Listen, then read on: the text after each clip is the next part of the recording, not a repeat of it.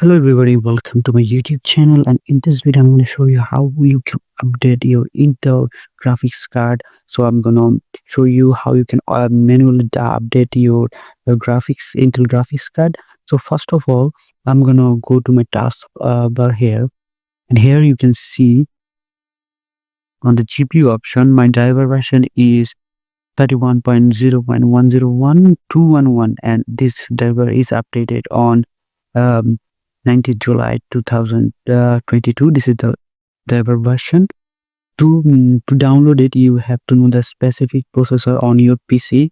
So to know that, go to your this PC option and right click it here and go to properties, and here you can see, scroll down a bit, you can see the processor name is there. It is Intel Core i5 6300U, and all you have to do is just copy this processor name, and after that go to your browser, and here just type graphics driver for the processor name. You just copy it, just paste that. The processor name doesn't have to be this one. Just copy your PC processor and paste that after writing graphics driver for, and click enter to search and go to their official page, and the first link that will appear on the search, click it, and here you can see the driver. Just expand that. Here, as you can see, the version is 2115. This is the updated version. To download it, just click the download option here, and it will automatically start to download.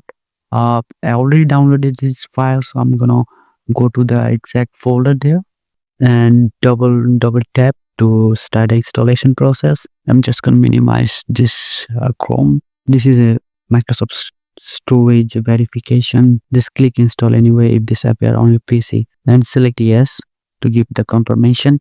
As you can see, the installation wizard is here. All I have to do is just click begin installation and select I agree, and select this one, execute a clean installation, select start. And as you can see, the installation process has begun.